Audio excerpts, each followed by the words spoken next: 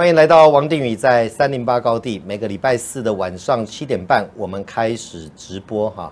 那更新我们的集数，在308高地，我们以台湾为中心，关心着不管是地缘政治、区域安全、军事外交种种的议题。那我们会邀请到很多的专家来到这里，跟我们一起分享他们的看法哈。希望在308高地，我们一起关心着我们热爱的国家台湾。那在308高地呢，我们很多好朋友固定每个礼拜都在donate哈，我要谢谢他们。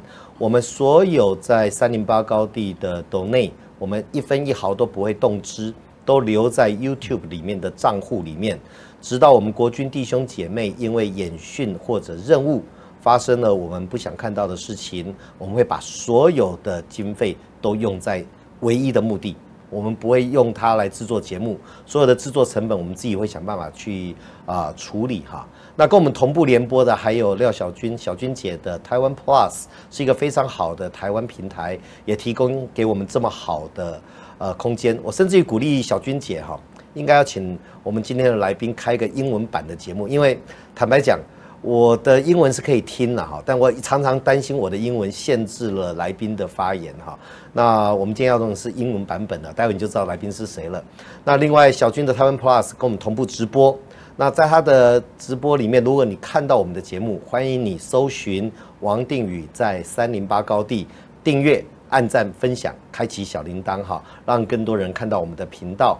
那他们在小军姐的频道上的donate呢，就由他们全权使用。我也鼓励大家多多的donate小军的平台，因为要维持一个台湾 Plus 非常的不容易。另外跟我们同步联播的还有敬天电视台，谢谢陆总哈，他跟我们同步以外呢，他们在里面所有的donate呢，都会配合我们的节目一起用在国军弟兄姐妹身上。好，我们今天又来到308高地了哈。Today is English lesson. Our two good friends. 我们今天很高兴呢 ，We have two good friends. Always them. Tony Hu, former Pentagon official in charge of China and Taiwan affairs, and former general manager of Raytheon Taiwan. Tony, welcome. Thank you.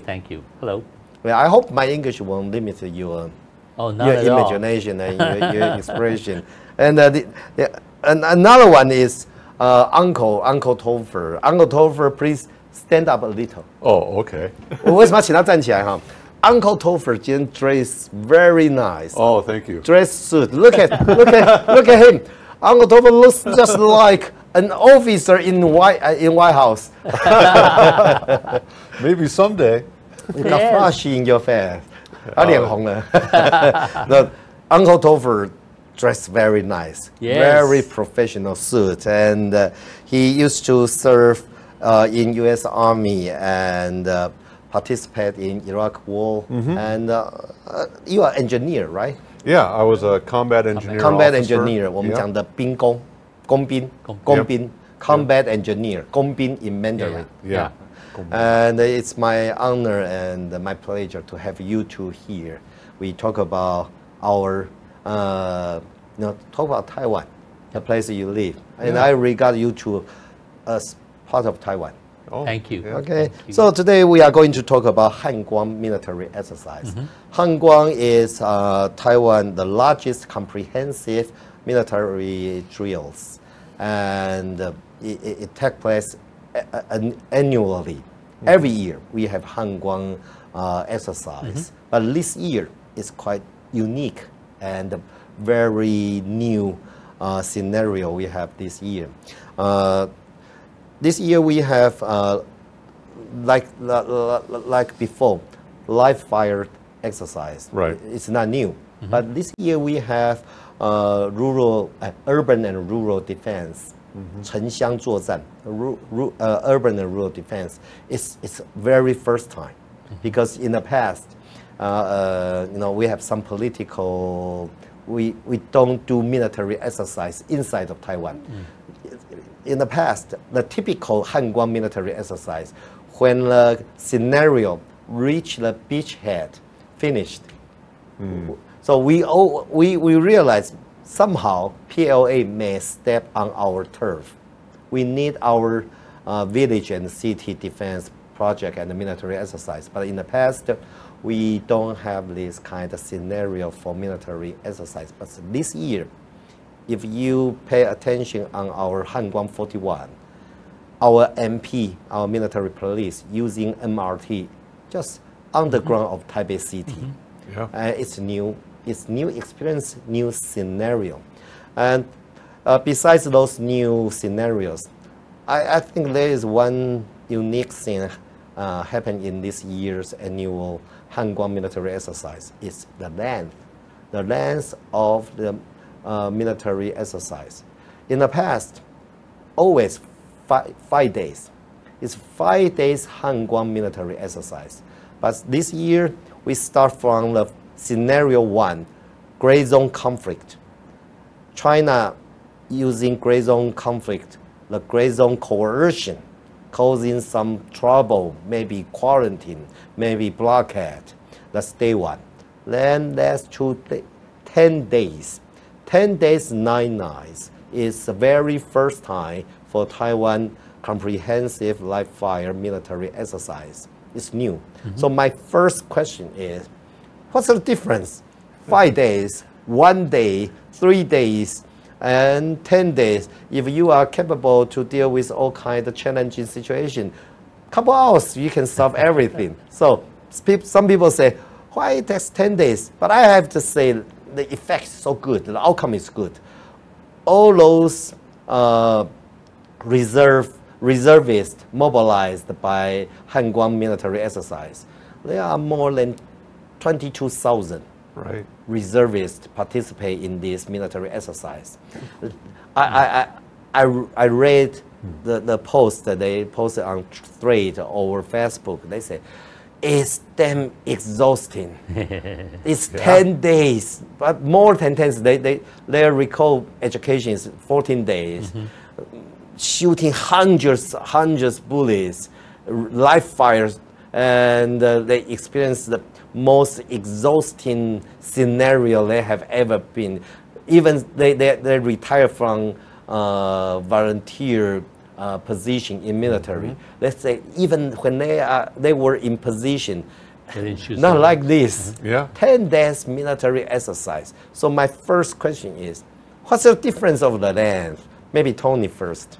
You know, it is a big difference. As you said, the previous Hanguang, it's always been 5 days, 4 nights. The first time I came to Taiwan to observe Hanguang exercise as a U.S. observer, it was Hanguang 18 in 2002. Oh, so, holy. Hanguang 18. Hanguang 18. I was primary school student. Oh my God. So, and through the years, it stopped when I left the government at 2011. When I went to Raytheon, obviously, I can't join the U.S. observation team. But even at that time, because the Patriot unit get deployed during Hanguang, I still get to see a little bit of it. But the biggest difference is, in a conflict, it's very seldom it's over in 5 days. It's always very long. And in U.S. exercises, usually when we surge, we do it 2 weeks. And if you look at the current Reform Pact, Return our Forces to Pacific or Resolute Forces Pacific, that exercise is from July 10th to August 8th. Wow. So because you really want to test July 10th to August 1st. 8th. August 8th. August 8th. Yeah, almost a month. Yeah, so almost a month, you want to be able to sustain that high rate of operation to move forces. And if you look at the exercise in Australia, for example, the Talisman Sabre, same thing. It's weeks. So at that time, I just thought the most important exercise in Taiwan was too short. And because realistically, a comeback troop can hang on for 5 days with maybe 2 to 3 hours of sleep. Okay, but in a lengthy war, you need each person to be able to stay alert and stuff. You still have about 4 to 5 hours minimum to sustain for a 2 weeks period. If it's longer, they need longer.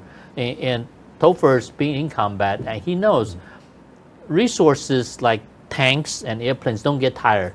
Just add oil and they go. Yeah. It's the pilot, it's the tank driver, it's the logistic guy that moved the stuff for, it's the people who's cooking for the troops. They get tired. So management of human resources become a challenge because the young people, usually they get so psyched up, they want to participate, they don't want to rest. So as a leader, you literally have to order them, go get some rest. I need you to come back. But if it's only 5 days, it's fine. It's okay. I don't sleep 5 days. When I was 20, 5 days don't sleep. It's okay. It's okay. Yeah. So Topher has the actual experience going through the ranger school of sleep deprivation and how it affects decision. Oh, yeah, and it makes a big change in how you're able to analyze the situation, how fast you're able to react. Your body needs sleep. And, you know, up to a certain point, 5 days, you really can tough it out. I know a lot of people, soldiers especially, they want to show how, you know, tough they are. It's no problem. I can do this. Yeah. But once you get into, you know, 7, 10 days, you have to have a sleep plan. Have you ever participated in some military exercise longer than 2 weeks or 3 weeks? Do you have like experience? Yes. Yeah. So you can tell the difference between 20 days, 10 days, or a couple days. Yeah, I would compare the old the old Hangguangs that were scripted exercises compared to what In the past. Yeah. In the past, the blue team and red team. This second, you're supposed to be here. Right. It's scripted, but now it's unscripted. Yeah. Oh yeah, this was a major improvement. It was longer. It was unscripted. I was trying to think of an analogy, and I thought, okay, it's sort of like the difference between winning, like a baseball team or an athlete winning something in a regional tournament compared to the Olympics. Yeah. Like it is a big difference. step, a big difference. So, based on what you talk about, the 10 days length and the 5 days length, we have logistic challenging situation, and management about human resources is sleeping plan, something like that. How to cook, how to logistic. We need to prepare all kind of food, ammunition, fuel, things like that. Even maintenance, repairing the vehicle and that's broken. Scenario settings. 10 days length and 5 days length. The scenario setting, of course, is different, and we need to go into some details. And what I want to ask is, 10 days length and the 5 days length between commander, or we call leaders, and the follower, maybe we call sergeant or soldiers. Right. Is there any difference? Oh yeah. The commander have to be responsible enough so that he knows he also needs the rest. He's willing to step down and let the deputy take over. But that trust has to be built during peacetime. During normal time, you have to give your deputy the opportunity to make decisions. Otherwise, when they take over, they don't know what to do. Yeah. So even day to day, I often do this when I was in the military, and even when I was in Raytheon, when there's something happen, and I know what I want to do, I will ask my deputy, what would you do? And see if he sees all the angles, and train him to make the decision. And when I was in the military, I do that day to day. I'll ask him, okay, this happened, what would you do? Because you have to give the person who's going to step in case, not only because you have to go to sleep, what if you're wounded? You are ordered or required to train your deputy, or your nature, you want to help people to train them, improve? We're supposed to. As officer, we always have to mentor our deputy. So that's some kind of discipline or some kind of It's plan. a leadership training. We go through school. Yeah, and it's life or death situations. So you have to ignore whatever pride you may have and understand that you're human, you need to get rest, you need to enable your junior officers and your NCOs, your sergeants, and empower them to make the right decisions. It's called like decentralized command. Yeah. Yeah, if you don't train your deputy or sometimes he can substitute you. Oh yeah. ROE will be useless. It's useless. So Admiral May, the Chief of General Staff, actually said that this time. Push the decision, the authority down. Yeah. That's what needs to be done, because you don't want everything to say, hey, Admiral, General, what should I do? You don't have time for that during wartime. No. Yeah, since last year, our Chief General May, Admiral May, he make a decision, rule of engagement, down to individual soldiers. And the platoon commander or company commander, even squad commander, you need to know your ROE, and you need to train your deputy, realize what's going on. Sure. Then 10 days then, somebody may be replaced. So it's a good trend. It's a good project, you know. Absolutely. So I want to ask Topher, because you are in a real battle before. Yeah, well, yeah. Have you ever been some kind of military conflict? The longest period of time, how long is that? Longest deployment I was on in combat was essentially a year, a little over a year. You stationed there in a year? Yeah, I was in the invasion of Iraq in 2003. So I went through the actual combat, going through up into Baghdad. I was in the Battle of Baghdad, and then my unit continued up north, and we ended up close to Syria. So it's in hostile environment. Oh yeah, but we went from combat to rebuilding. So I saw that initial phase. Oh, so the early stage for those young soldiers. Oh yeah, exciting. Oh, I'll never forget it. Energetic, and I cannot sleep. I want to patrol.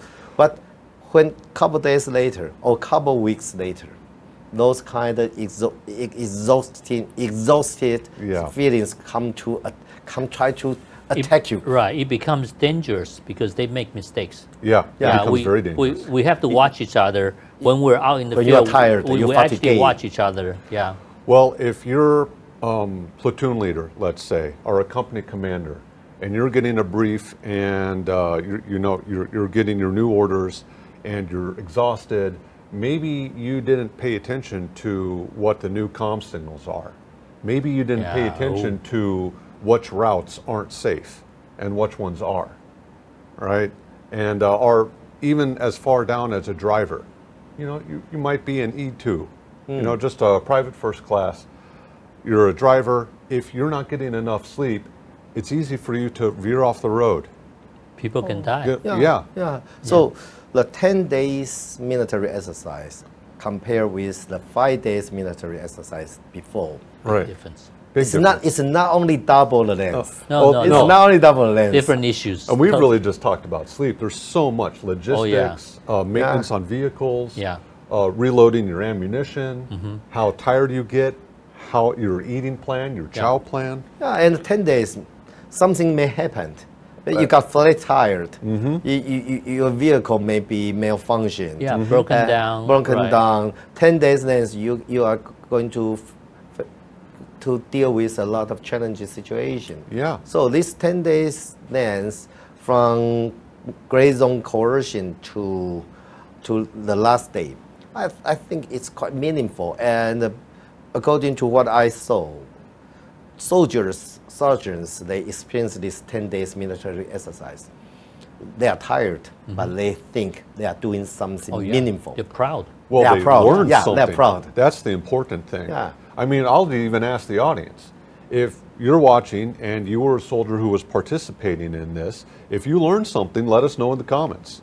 Okay, I'm sure it was a good experience for you, and it was different than what you've done in the past. 如果你有参加这一次汉光41号，你是职业军人，或者你是 reservists， 你是后备军人，你可以在下面留话哈，就是说你参加这10天的教召或10天的汉光演习 What did you learn? 你学到什么，或你有什么感觉？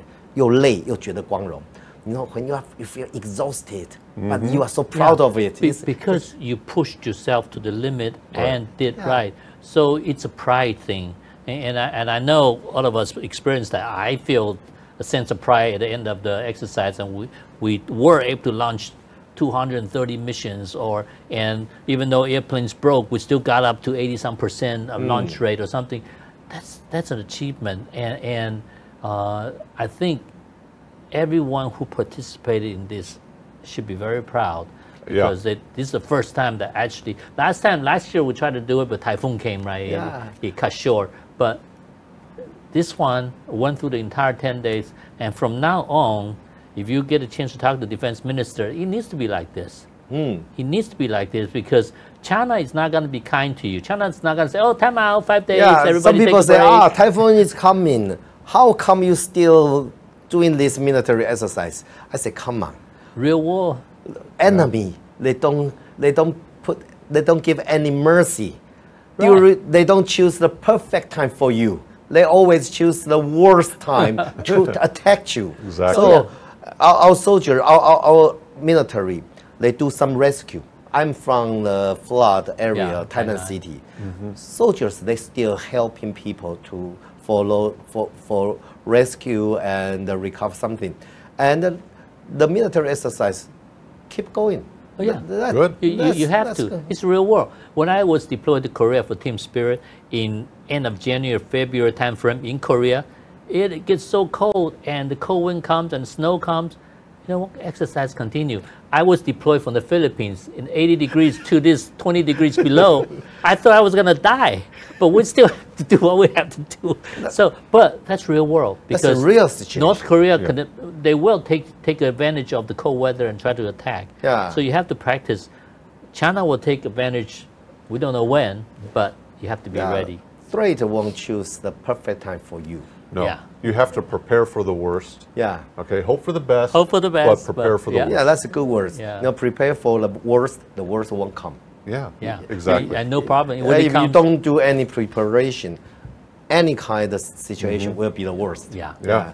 So how can they move forward? Now, the length is doubled, but the scenario, we have so many new plan, so many scenario this year.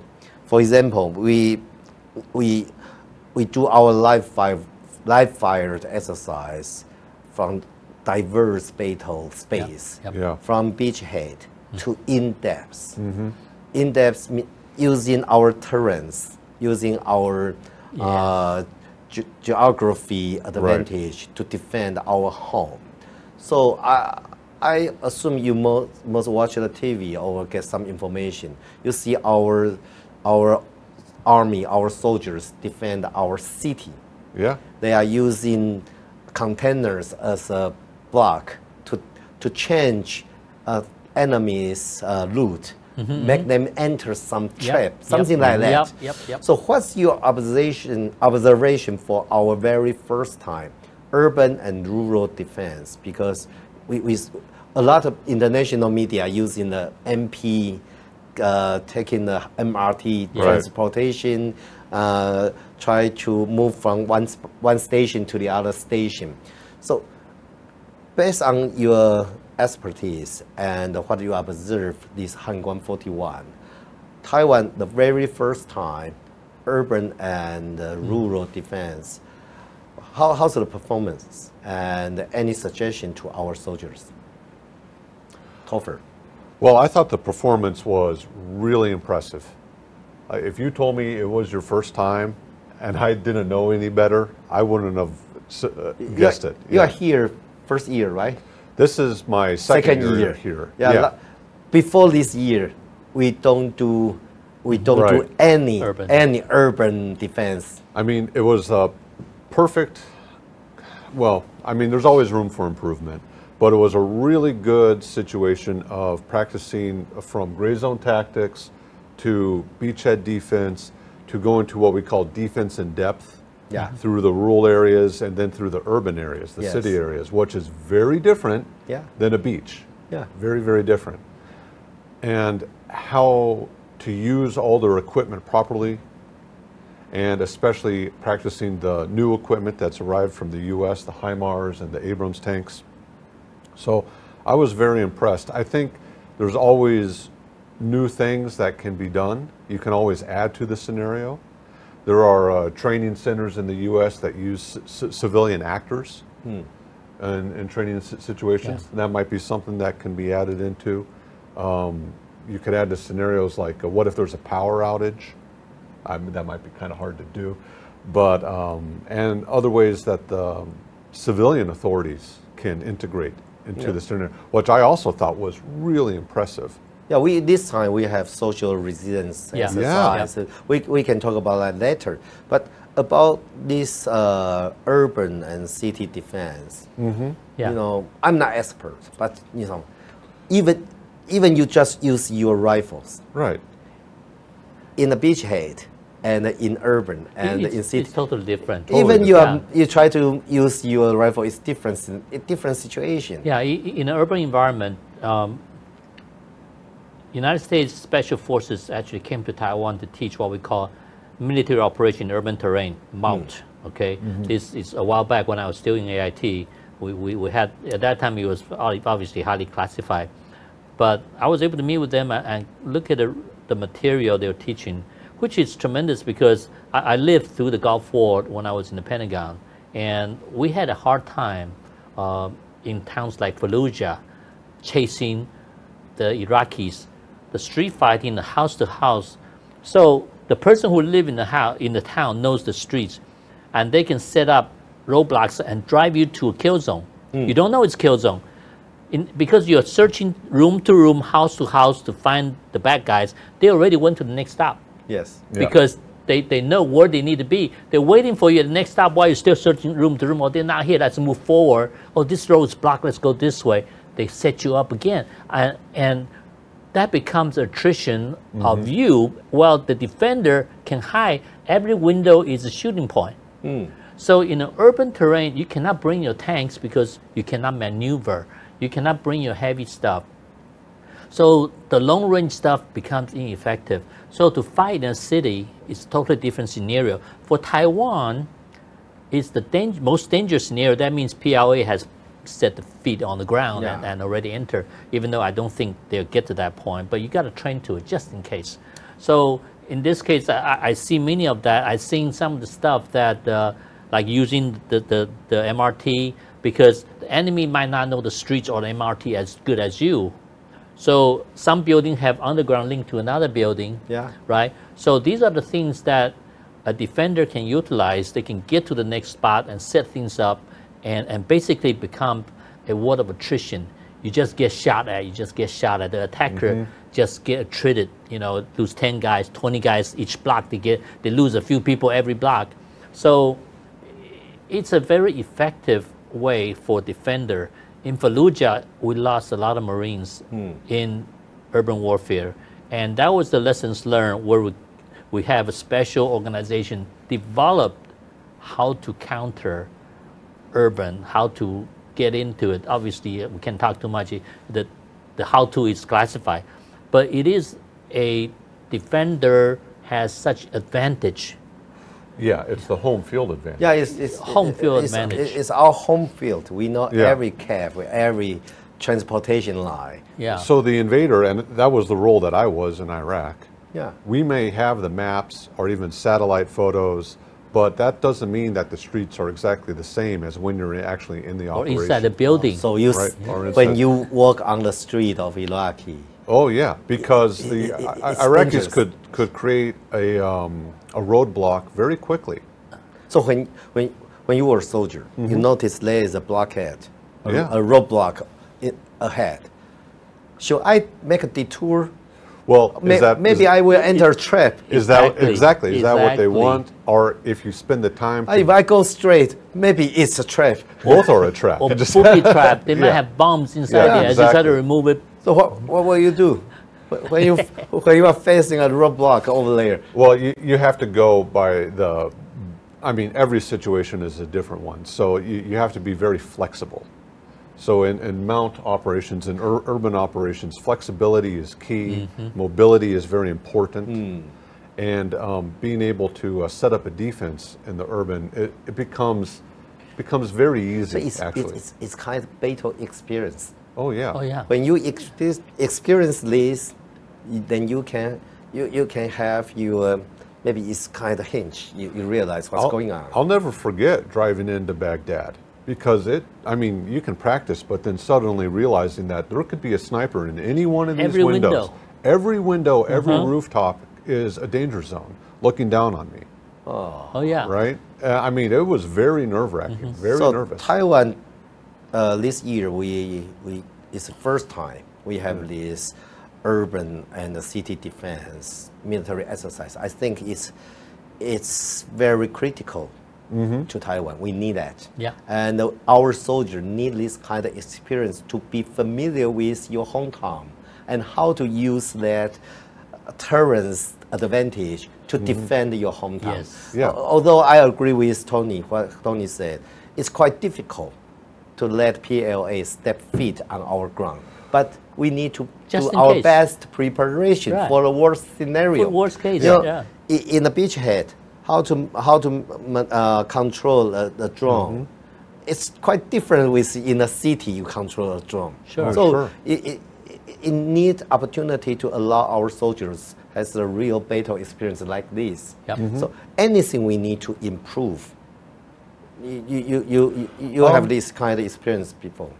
You know, I wasn't able to actually observe any of the maneuvers or anything. I was just able to see what was on the news.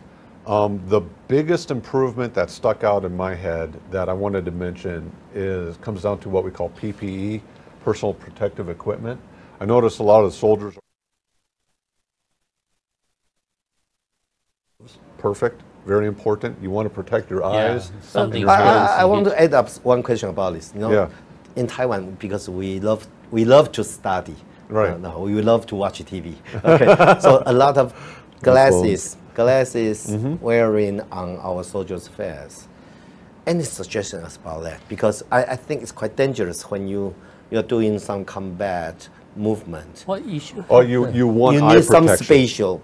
Yeah. Yeah. Maybe you can get the. With the they just special wear lenses. the normal glasses. Even that's better than Yeah, nothing. Though. no more glasses, but you got goggles that fits over it. Yeah, Yeah, fits and over you it. can make those special tactical goggles that have the to prescription protect lenses. this part. Yeah. Okay. Then maybe wear next glasses year and we wear can that. improve Yeah. that. Yeah, Yeah. that's something that We you have can so look many into. soldiers wearing normal We glasses. do too. We do too. We have special goggles. I'm waiting for Yeah. a picture of it. But the one thing that I didn't see was knee pads and elbow pads. And in an urban environment, I would highly recommend Wear that this. infantry soldiers have knee pads, elbow pads, because when you're receiving fire, you have to get down quickly. away. You don't want to break your kneecap when you're getting down on the concrete. Yeah, and you you- don't want to be worried about that and get down slowly so you catch a bullet. So in States, that's your standard equipment? It wasn't at first, but it quickly became standard equipment. Okay, I will put this in Yeah. a note. I will Yeah. recommend our DOD to do In this. fact, on my second deployment to Iraq, it wasn't yet part of the kit that was issued out automatically, but our commanders allowed the soldiers to buy purchase themselves. their own. So that's something that Taiwan might be able to do as what we call a stopgap. That if the soldiers in their field training exercises want to bring their own knee pads and elbow pads and tactical gloves, I would let them do that. Yeah. Okay, I will do this homework and suggest our Yeah. minister. Maybe we can have some subside. Oh, he's got elbow pads. That yeah. last picture. Some special force they have Yeah. that, but Yeah. maybe we can allow our soldiers to yeah. procure on their own, Yeah. and we pay for that. Oh yeah, it's Yeah. a very cheap solution that can prevent broken knees, broken Yeah. elbows. When you're Especially outside in a with the city grass, environment. Especially in the city. you got Glass. Oh yeah, this is- because it's not going to look in a combat environment. The city all those doesn't sharp look. things can Yeah, cut yeah. you. There's glass everywhere. There's little bits of concrete and shrapnel Yeah. all over the place. So dropping down quickly, you can really injure yourself if This you're is a not good careful. suggestion. Any suggestion to improve? I'm not sure about ear protection either, but I would recommend if they're not already using it to You have look at some. the scene. It's this scenario is to protect the entrance bridge from New Taipei City to Taipei City. Yeah. Okay. So they are holding the bridge Yeah. this side, try to deter enemy Get that that choke let point. them Yeah, there you go. enter our major entrance. Very good. Yeah. Yeah, you can see the makeshift barriers there that the soldiers yes. are behind. Yeah. And think, you're taking a knee on concrete. What if that? What if that's a gonna long hurt. battle? Yeah. You know, Yeah. what if that's lasting you overnight? can't walk anymore. Yeah. We need something to protect soldiers' knee and elbows. You just want your soldiers completely focused on the task. So any little thing that is distracting them, and if that's a hurt knee, Gloves. if that's a cut on their finger, that's not going to cut it. If they're too sleepy, they're too hungry. But something that, you know, a lot of times what you don't see is the most important part of the exercise, especially now when we talk about multi-domain warfare. So hopefully, within the scenario of the Hanguang, there are cyber defense and cyber offense. Okay, it's critical. You got to have that, and also you have to be trained to conduct long-range interdiction. The ships that's coming through from China to Taiwan, you want to interdict it, right? Joint interdiction. Airplane, ships, land, launch together, and you also want to be able to do counter-strike, right? Counter-strike of the mainland places where they're gathering troops, gathering the follow-on forces, gathering the supplies to sustain the forces that's forward. You want to hit it so they cannot continue warfare, right? So these are the things that we don't see. Hopefully, it's exercise. Since I'm not an observer, I don't know if it's in the scenario. So, in addition, you know, Taiwan needs to preserve its forces to conduct those interdictions and counterstrike. So one aspect of preservation, in addition to sheltering, is camouflage, concealment, and deception, CCD. This is an art in the U.S. military, the CCD, and we are trained on it. So Taiwan need to look at it like, for sure, when China come out, if their airplane get through and looking for targets, you need to have something like IR blankets that cover your car so they don't have not a blanket. It needs IR proof so they don't see a heat blanket, source, yeah. right? Stuff that make a Patriot radar looks like just a bump on the dirt. Some generators create so much heat. You have to have something to be able to do that, to conceal it, and other things you have to deceive it, or decoys, right? Yeah. You have other radar emitters, make them think, oh, there's a radar there, okay? So they miss the real one. So that portion, since I'm not in anymore, so I don't know if Taiwan's, when I was observing, that was a weakness. Taiwan did not have a lot of the CCD stuff. Yes. And like I said, it's an art in the U.S. military. When we deploy, we have those kits. We have the nets, the covers and everything, just so that when you rest, you truly can rest. You don't get targeted when you're resting. You're hiding in the trees. You know, you try to preserve your forces, and an enemy sees you there, then you're not hiding, right? So, according to your past experience, Taiwan, we don't have so much CCD. I don't know now because I don't know now either. So I will figure out. Look into it. Yeah, look into it. See if because that's a very cheap way to preserve your force. That's exactly what I was about to say. You know, in Korea they have some kind of fake HIMARS. Looks like just a real one, but very cheap. Oh yeah. The deception portion is so cheap. Yeah. Even Ukraine has the blow up stuff. Blow up from the air, and create some heat. For that. They put a little lamp in the engine portion and have it look like just like a system or gun system, and it's cheap. I will look into this. Decoy weapon systems are really, really cost effective. I mean, in my experience, we even had accidental ones, right? Because many anti-tank landmines use a big rod, a tilt rod. Yes. Okay.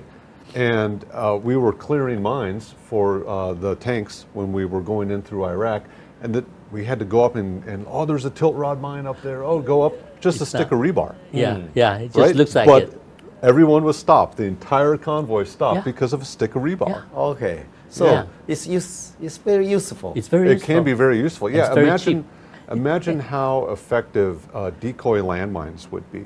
I know Taiwan has the volcano system. Yeah, volcano. That's what I just want to say. You know, when I forgot it's day 5 or day 6. Right. When China launched amphibious attack toward Taiwan. Right. In Taiwan, we can see our Navy, they deploy the sea mine. Sea mines. And we have volcano system. That means 10 minutes, you can deploy 960 anti-tank mine. Yeah. Right, Within yeah. 10 minutes. Yeah. And the fleet, amphibious fleet from China toward Taiwan, it takes at least 5 hours. Yeah. That means I can deploy sea mine on the direction you are sailing to. And the beach, we can deploy the anti-tank mine. Even I deploy the wrong side, I can change it very quick. 10 minutes. You take 5 hours for you sail from China to Taiwan, and only take 10 minutes. I can deploy 960 anti-tank landmine. Right. So we have volcano system like Yeah. that. It's So if excellent. we have some decoy, some fake Oh, mine, yeah. then if you were a commander of PLA, You have to worry about that. Yeah. You You don't know. you have You're you have to stop. Stop. Yeah, and then you you have to stop, stop you and become a check. sitting duck for Exactly. HIMARS or Exactly. rocket. Yeah, or Yeah. helicopter with Hellfire. Yeah. Right. So yeah, absolutely. This for defender, those decoy stuff is so effective Yeah. in delaying the enemies. And especially decoy weapon systems like Patriot or Sky Swords, you know, these high value targets for China. Yeah. You know, they're going to want to kill as many Patriot and air Yeah. defense Yeah. systems as they possibly can. Well, if they're wasting missiles on aluminum boxes that have a generator, you know. a If heat they are shield. using their missiles to attack our decoy, Right. first, waste their equipment and money. Sure. Second, Exactly. we can find out where is the launch pad. Sure. And we can launch our Exactly. counterattack. So Yeah. this CCD stuff, It's very important I because promise you, I will look into you it. should look I talk anyway, with our because China is going to deploy UAVs to look for targets. UAV can tell. Exactly. Yeah, Yeah. the guy over there in mainland China. Oh, okay, there is a Patriot. There's a Patriot. There is a HIMARS. Let's load. launch. You know. And then yeah. when they launch, we can counterattack that. Counterattack, you see what it is. Yeah. Yeah. Yeah, So- and they can be made really well. You know, it can be used to even fool the fifth column. Oh yeah, yeah. Right now, Ukraine is making really great artillery pieces using plastic tubes. Yeah. They You shoot know, out fake smoke yeah. and everything. Trust me, Taiwan, we are very good at manufacturing sure. toys. Oh, yeah. I'm sure. You can do this. Taiwan Just a used big to toy. be the kingdom of toy manufacturer, better than semiconductor. Yep. So we are good at that. Yeah, yeah. But well, I need to figure out if our DoD has this kind look of into stuff. that. Yeah. Yeah. And sometimes if even PLA, they realize you have this kind of CCD stuff, That's okay. they can do nothing because That- they need to figure out which one Which is one's real? Yeah. So it's It good. still has the effect, you know, even if Yeah. they don't find it. So I want to move forward Okay. about our topic. Those in Taiwan we have a joke. So we have so many English teacher here now. Not Topher. Topher is real English teacher, but now he is a full-time YouTuber. No, for the past decades, I have to say, not so many young, muscled English teachers show up in Taiwan. But for the past 5 years, a lot. when you're on the high-speed rail, you can see a lot English teacher, very strong English teacher. Young, Short hair. Yeah, short hair, and young men and women and come to Taiwan. And this Hanguang 41, my first question is, they don't want to conceal themselves. You know, in the past, Tony knows that. The first time I met Tony in some high mountain, long-range radar station, we cannot reveal those photos we have together. Right. We need to. It's classified. It's confidential. Yeah. But now this time, at least 400 foreign American instructors come to Taiwan. They are here, and they are willing to be seen. Why? Yeah. What's the situation? Maybe Tony can answer this question because think- he used to work in Right. AIT, right? I think we no longer care what China thinks. Yeah. Before, we were so careful. Or this kind of clarity is kind of signal Yeah, conveyed I to think China. So. I think so. It is a signal because as China becomes more aggressive, you have to increase your deterrence. And this is also a message. When I was coming here every year, we have about 50 observers, okay? Now it's 400. Not only because now it's 10 days, 24 hours. It wasn't that long before. And a lot of times we work about 12 hours, and at nighttime we know not much is going on. Observer go home, we go back to the hotel and rest, come back. And but now they have to cover that 24 hours too. They were in field with our absolutely. With our soldiers. Absolutely. Before we didn't do that. Before we will observe and we get treated very well, and in the past, Tony is observer in 5-star hotel. But now those 400 soldiers, they are observer in field. They're out there in the field with the team, and we had guys on the ships, but stay on the ships too at that time. But now I'm sure they do also. But I'm so happy to see this, not only because they're observing, providing ideas, but they also gain an understanding of Taiwan's military. Yeah. That was one portion I was so worried about for our own troops, because we have joint exercise with Japan, Korea, Philippines, Thailand, Singapore. We work together, fight together, but we never do that with Taiwan. Every one of these guys are military active duty, right? Just in case one day they have to come to Taiwan, okay, and try to fight to defend Taiwan's democracy. They've been here. Yeah. They see the terrain. They see the terrain. They have friends here. They have contact here, exactly. And they know the skill and the strategy tactics here. So it's a win-win. It helps Taiwan observe and look at what's good, what needs to be improved, and also it gives them knowledge that might become useful just in case China does something stupid. So I'm so happy to see it from the American side of the point of view, because that was what I always worry about. You bring an observation team. How many people been to Taiwan before? Me and one other guy, 2 guys out of 50 or something. So now you see all these people, and it's possible maybe 20 of them, 30 of them out of the 400 next time will have been here before, and the other people all get more knowledge about Taiwan. This will be good for the U.S. because the more we know about Taiwan, the more effective we will be. And these guys look like Major, Lieutenant Colonel age, the leadership positions, and obviously we have different. We might even have sergeants. We have different branches. Yeah, different branches, and so this is really wonderful to see. Yeah, and do you expect there will be more in the future? I don't know. See, it's scenario dependent. Before we come, we already know what are the key observation scenarios. We don't know what exactly is going to happen, but we need the right expert, because you cannot see the whole spectrum of scenario. I mean, we're going to bring a few thousand people, right?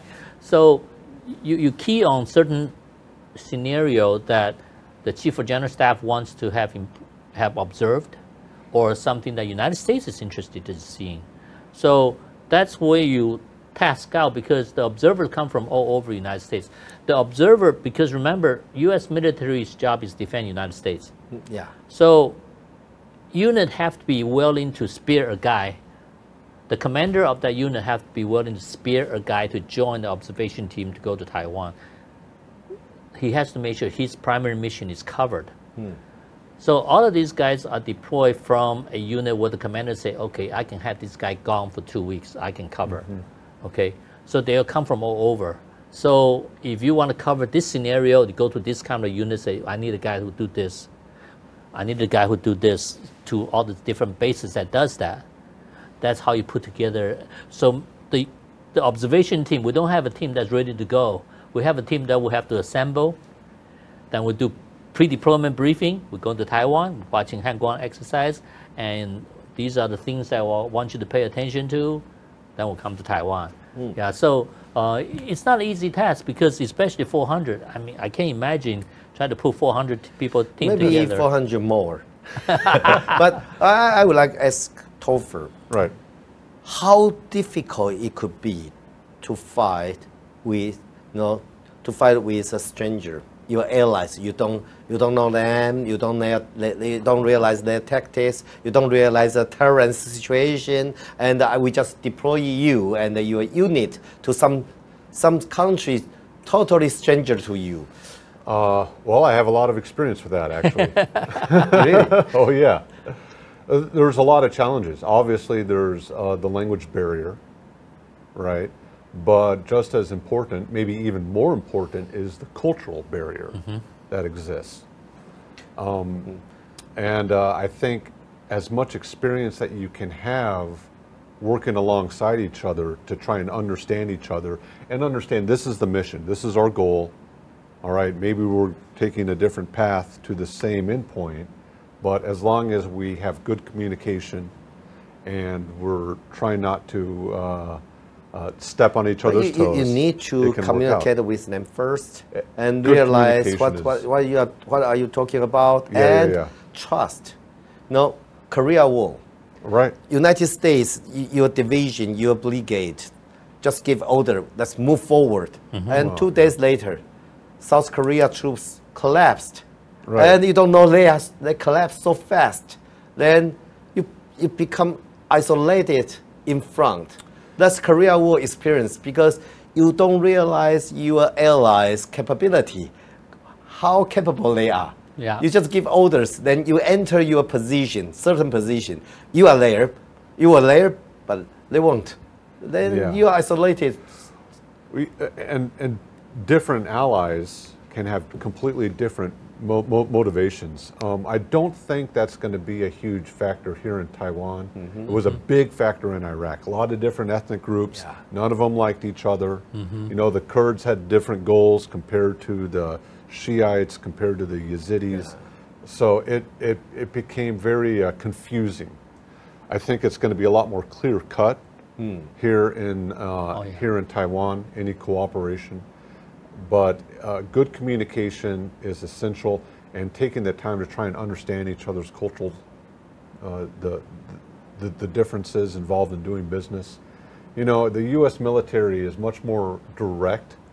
If you've screwed up, if you've made a mistake, maybe not in public, but your commander will pull you aside and say, hey, you need to do. I think from my experience in Taiwan, if you've made a mistake, that won't necessarily happen. They may tell a friend to tell you, so it takes a little bit round, but you'll save face in that respect. So those types of small challenges can be understood here. Yeah. Yes, you know, there are a lot of things meaningful happening right now. For example, 2 years ago, Taiwan started to send 2 battalions each year to United States. Right. To be trained by United States in Michigan or Hawaii. And we hire so many instructors, they just newly retired from United States military, come to Taiwan as instructors. And we have a lot of project we call bilateral training program to train our even compulsory service soldiers, 1 year soldiers, they adopt this kind of training program. And last year, we even have a brigade sent to United States to join a multilateral military exercise, increase the experience, fight with your allies, and enhance the communication system, and training our language English capability. So those preparation is for a battle fight with your allies. So that I think that meets what Topher said. After all, let's just be clear. There's one common enemy, right? For Japan, Taiwan, Philippines, and even Australia. Now that China have circumnavigated and did a live fire at its front door. So it's pretty clear. China is the one, and if that's the case, no matter where China makes trouble, in the East Sea, in the Taiwan Strait, in South Sea, in the Philippine Sea, wherever, all the allies should come together and respond. But even he is crazy enough to do this, we have backup plan. Sure. To solve this kind of blockade. You know, you're absolutely correct there. I'm sure that the U.S. has several different plans on what to do if China actually attempts a blockade. And it's a real stupid move on China's part because it's a lose-lose for them. It's a lose-lose.